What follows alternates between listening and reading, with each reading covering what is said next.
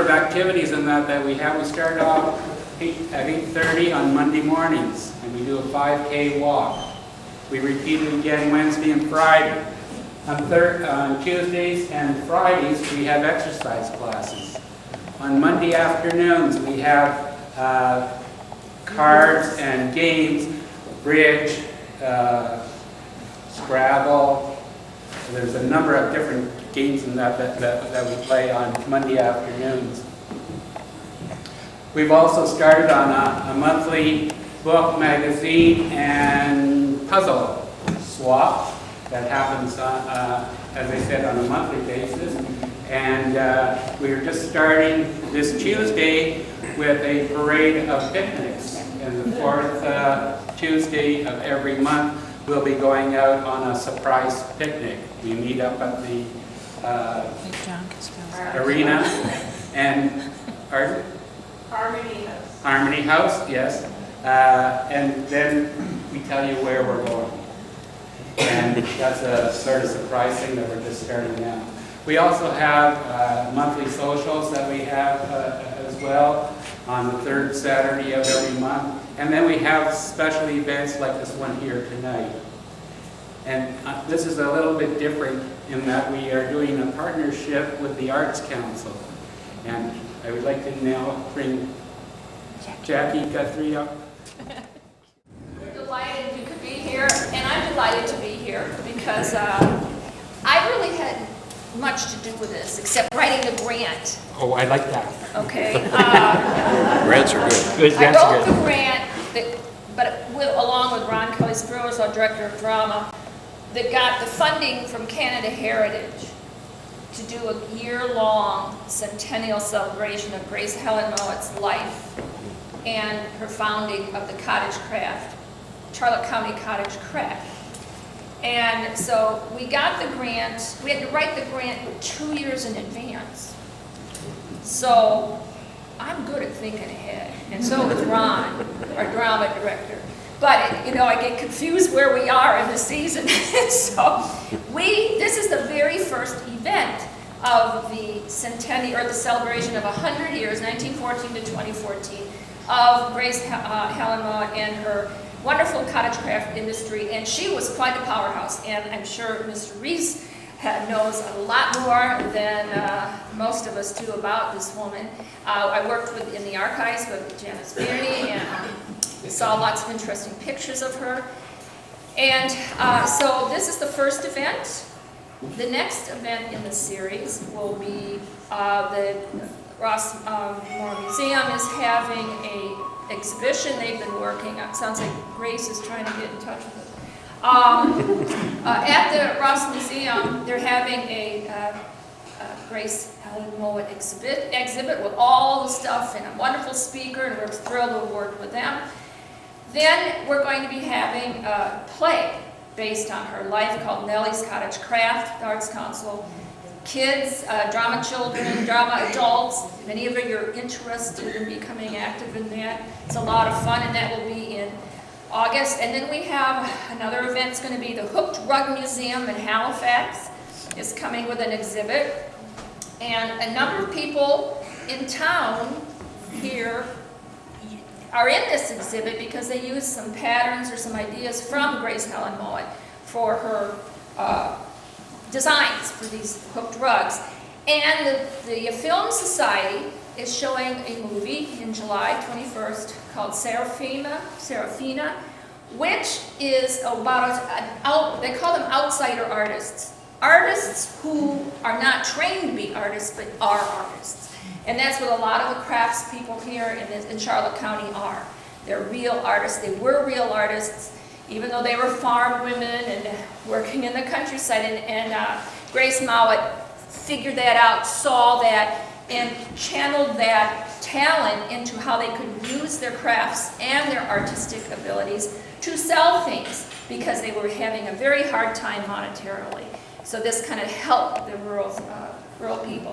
So that's just kind of it, but this goes through March 2015, so there'll be other things happening as we go along. In fact, the city or town has named the parade, the Canada Day Parade, for Grace Helen Mowat, so that's thrilling too. So everybody, keep an eye out for things that are going on, and we'll keep you posted on the internet and the newspapers and things like that. Now, the woman who kind of arranged all this, Wilma Blockhuis, had a death in the family, so she's went to Edmonton and she's landed at 4 o'clock in Moncton. She said, I'll be there. And so she might wander in, but I wanted to thank Wilma and the Arts and Culture Committee of the Spindrifters and Ernie. They've been wonderful to work with. And Ronald Rees has just been marvelous to help out and share his knowledge in his wife's book. So we're very pleased to have Ronald tonight and give us a wonderful start to learning something about Grace Helen Mowat, her place in this community, and her place in the world of art and crafts. Exactly. The first thing I want to do is promote this book. Not for the obvious reason that it was written by Diana, my late wife, but because it is a beautiful book. It was published by Beast Lane and designed by Julie Scriver, who is a brilliant designer. She's just brilliant. And this is a lovely book. It's great to read, of course, but it's even better to hold and to look at. So that's the first thing I want to do. I'm also promoting it because it has not done well in the marketplace, because when it was published, the expectation was that Cottage Craft would advertise it on its website and it would go right across the country and continent. Well, that never happened. The book never sold from the store, it was never stocked in the store, so the book has languished, which is a terrible fate for such a beautiful looking and well-written book. Diana came to write it because she owned and operated, most of you will know this, the Sea Captain's Loft, which was in the building now occupied by the Red Herring. And below the store was, of course, Cottage Craft. And in the early 1980s, when we came, Cottage Craft was a glorious business. It was absolutely glorious. Briggs & Little delivered the wool in the spring. The crafters came and collected it, made their blankets, sweaters, gloves, whatever, brought them back to the store. And it was wonderfully colourful. And my fondest memory of it, actually, was that every morning, I wasn't there every morning because Diana was running the place, but a young woman would come out of the store and she would have a skein, she would have threaded on her arm the skeins of wool. And she would take a skein and with a lovely twirling motion, she would hook it around the cork floats in front of the shop. And the skeins were wonderfully colourful, and in the evening they were taken down and the thing would go on, start again the next day. Anyway, so when Diana retired, Diana had been a librarian. She ought to have been a designer, but she was a librarian. She decided she would write a history of the store and also a biography of Grace Helen Mowat, the founder of the business.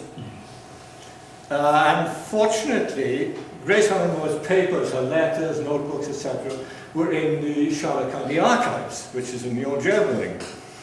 And Diana knew how to research, being a librarian. So she began transcribing letters, talking to people who worked at Cottage Craft, talked with the Rosses, Bill Ross, and Ken, who owned the business, and gradually accumulated a mass of material. It's been on for about 2 years. So I said, Diana, you just have to start writing. I said, research is a drug, it goes on forever. So I sat her down in front of the computer and said, start writing. I didn't actually whip her, but I almost had to. So she sat down, she started packing away. She found out she was quite good at it. And so she began writing the biography and the history. And she got about 2/3 of the way through the manuscript when illness struck. And she lost energy very quickly. Was bedridden, lost her voice. But she could still write. Anyway, she still had some voice. she said to me, you must finish this. So that's what I did. It was easy for me because she'd done all the work, there was a scheme. All I had to do was find the words. It was a bit like painting my numbers for a writer. So I finished the manuscript. Actually, I finished it before she died. And as a ruse to keep her alive, I said, look, hang on until we get this published. I said, no writer would leave the stage with an unprinted manuscript. And she smiled and waved, and that's about the last time she smiled, actually. And anyway, she died before it could be published. Anyway, that's the story of how the book came to be written. Now to the subject of the book, Grace Helen Mowat. I'm going to start with a picture of her. Probably that's Grace Helen Mowat, age about 18, 19. She's a very pretty woman. Anyway, she was born on Beach Hill Farm, which is just outside of town. And Beach Hill Farm is on the left-hand side of the road as you drive down to Ministers Island. Her parents were farmers. They were small-time farmers. The farm was about 200 acres. Stand there. Stand back a bit there. Oh, I'm there, sorry. Is that okay? Is that okay? That's so you have something to look at besides me.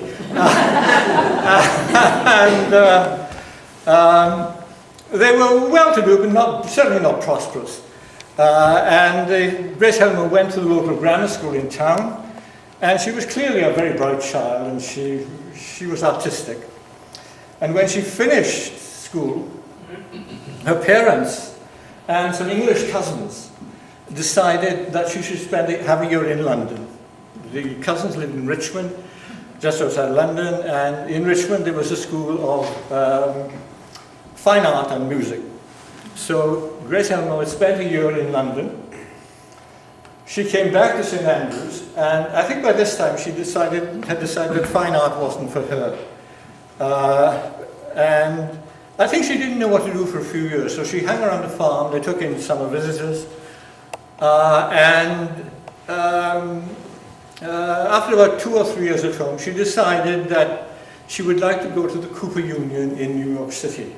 Now, the Cooper Union is a very interesting institution, founded by Peter Cooper, who was who started life as a working man and made a great deal of money, and founded this college, which was for the training of craftspeople and artisans. People who left the Cooper Union became designers, or they made furniture, or they made wallpaper or tapestries, but it wasn't for fine artists. He had no interest in producing graduates who would languish in garrets. And this was very appealing to Grace Helen Mowat. She had cousins in New York, and she spent 2 years at the Cooper Union and liked it very much, and decided at the end of it she should have opted for design or something like that. But her parents had been supporting her for 2 years. Teaching was safe, so she chose to teach, which was a great mistake. And she got a job in, I'm rushing through her biography so that we can get to the slides.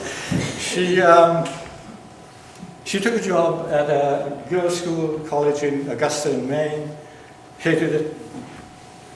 Got another job as a tutor to a family, an American family in Bermuda. Did that for a couple of years. Then got a job at the Halifax Ladies' College, hated that even more. She hated Augusta, I think. And she was now about 30. And then she had what clearly was a breakdown. It's not described as that, but if you just read her letters, it was a breakdown. She had no husband, no suitors, and literally no profession. She'd given up the only profession that she was trained for. So she came back to St. Andrews. partly through duty, I think, because her parents were aging. Grace Helen wasn't born until her parents were in their 40s, which is elderly for parents. And she came back to St. Andrews, helped around the farm, and her mother died. Then her father,